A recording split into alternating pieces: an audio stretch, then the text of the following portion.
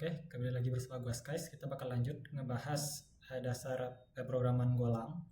Di sini kita akan bahas struktur data dasar ya, yang meliputi itu ada struct dan juga collection list. Bisa itu berupa array maupun slice. Di sini contoh gimana cara kita ngedefine tipe struct gitu ya. Struct itu bisa dianalogikan kayak objek kalau di bahasa pemrograman lain.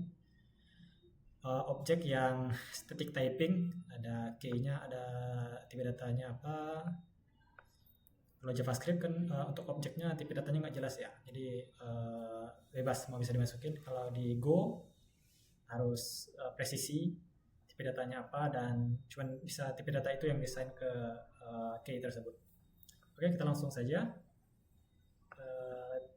contoh latihan.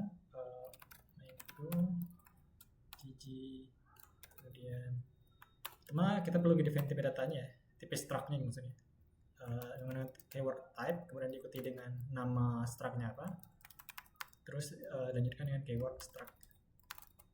Nah, kemudian kita perlu mengisi key dan tipe datanya. Ada name which is string, and age is in, dan status bool.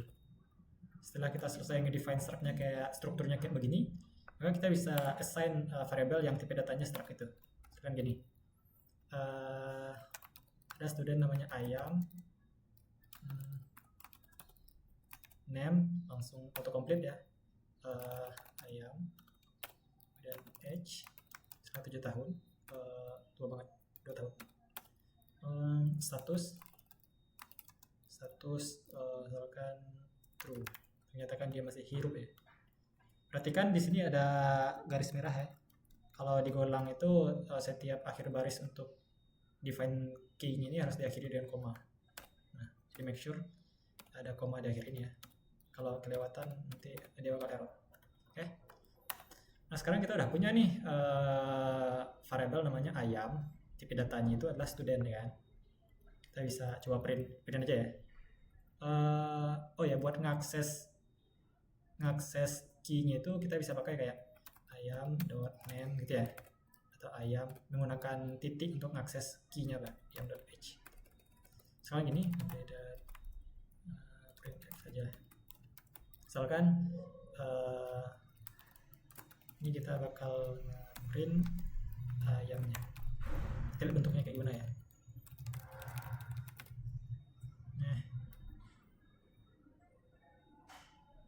Oke, garan minatku, gas. Hasilnya adalah itu ya. Namanya ayam, ag-nya, h-nya 2, statusnya true. Ini kalau kita ngeprint keseluruhan objeknya. Gimana kalau kita pengen ngeprint nama aja gitu. Nama itu kan string ya. String, kita isi name sama dengan string. Terus kita akses key-nya pakai titik ya. Nah,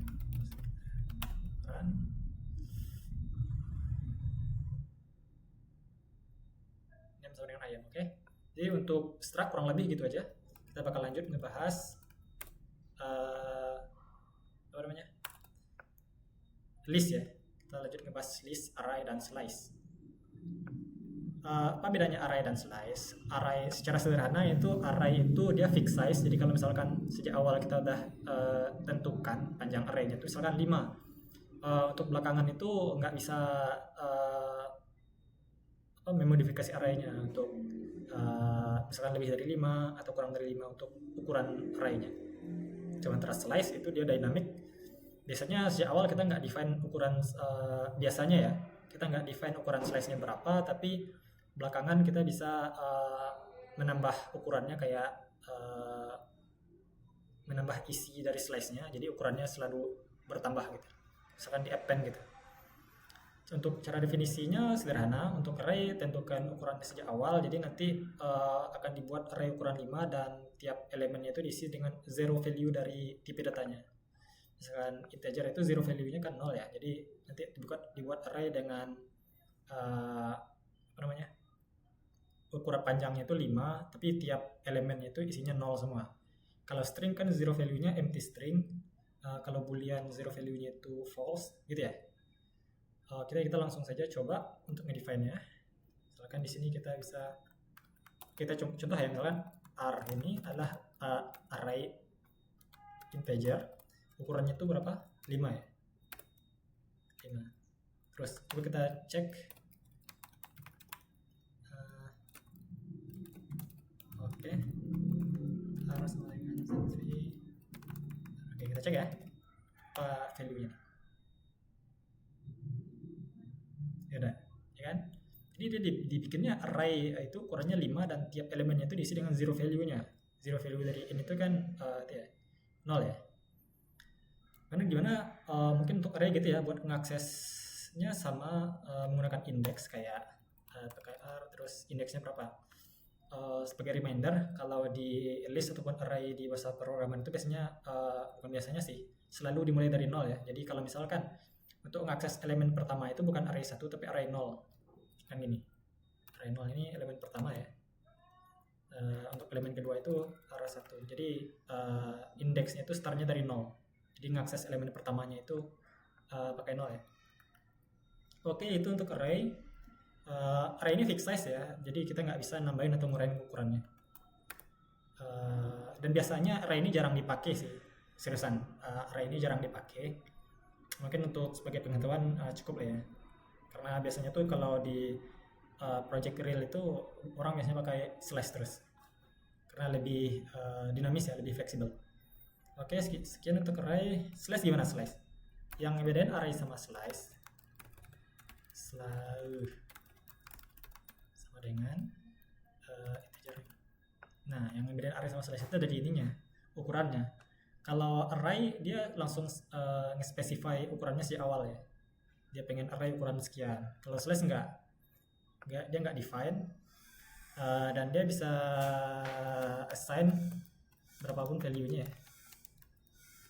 3, 4, 5. Nah, terbuatlah array ukuran 5. Jadi dia bakal nge-evaluate value-nya dulu, kalau ada di send ke situ. Jadi dia bakal dinamis juga, dan array ini bisa depend ya. Slash ini bisa depend, misalkan tambah 1, tambah 2, tambah 3.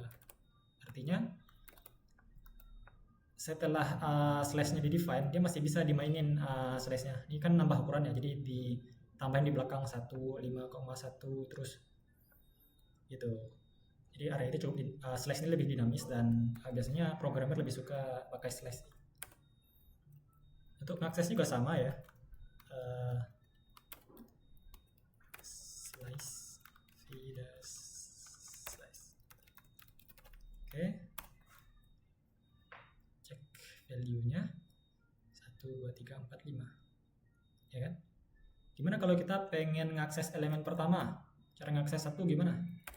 Pakai ngakses ke indeks ya, /0. Kenapa /0? Karena untuk list itu indeksnya start dari 0, mulai dari 0. Kalau /0 kita dapat 1 atau 2. /1 ya. Oke, itu untuk array dan slash. Kita bakal lanjut ke struktur data terakhir, yaitu map. Ini untuk struktur data dasar ya. Ada map. Apa itu map? Map itu nyimpan key value pair, mirip kayak objek, cuman bedanya di map ini key-nya itu harus unik gitu ya. Key-nya unik dan nggak boleh duplikat.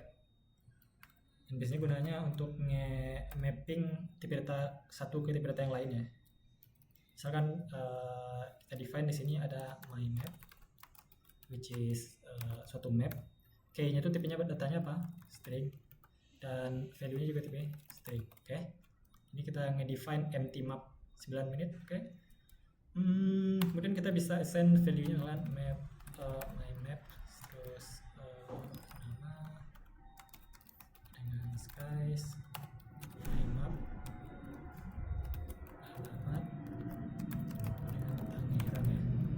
Terus kita bisa print itunya.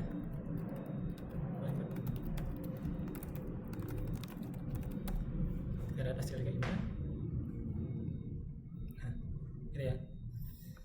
Oh ya, salah satu hal yang penting juga, kita bisa ngedetect apakah suatu map itu berisi key tertentu atau enggak menggunakan namanya itu adalah is okay idiom ya. Sekarang gini, Kita di sini kan mapnya punya nama dan alamat ya. Terus gimana cara kita tahu apakah di sini tuh ada key yang namanya status nggak sih, gitu ya? Kita bisa pakai v sama oke my map namanya apa? Status, ya kan? Jadi kalau misalkan kita cek menggunakan ini is okay idiom ini, kita bisa tahu apakah status ini ada nggak di dalam map. Terus kita cek kalau ada atau tidaknya ditentukan oleh variable oke ini ya. Kalau misalkan kalau misalkan nggak ada, berarti status nggak ada. Status nggak ada cuy. Kalau misalkan ada, kalau misalkan ada, print all. Gitu ya. Jadi gini. Jadi kalau misalkan dia nggak ada, kita log ini karena emang statusnya ada. Oke, kita coba.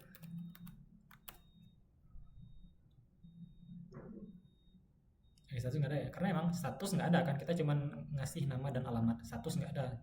Jadi gimana kalau misalkan kita cek apakah key nama ada dalam map? Ini bakal sering kepake sih is okay idiom ini. Nah, apakah nama ada dan value-nya adalah skies ya. Oke.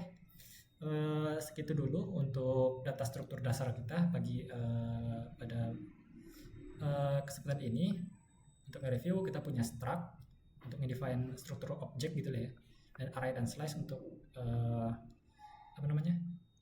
list atau collection, dan map untuk key value pair. Oke, kapan kita pakai array atau slice, kapan pakai map?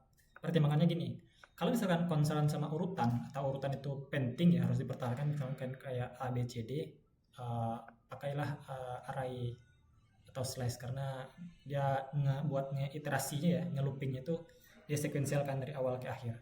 Tapi kalau misalnya nggak concern sama order atau urutan dan pengen ngakses langsung ke key-nya ya, pakailah map. Itu jadi aksesnya lebih cepat, kita nggak perlu nge-looping dari awal sampai akhir. Oke, kurang lebih gitu. Sekian dari gua, sampai ketemu di konten selanjutnya. Bye.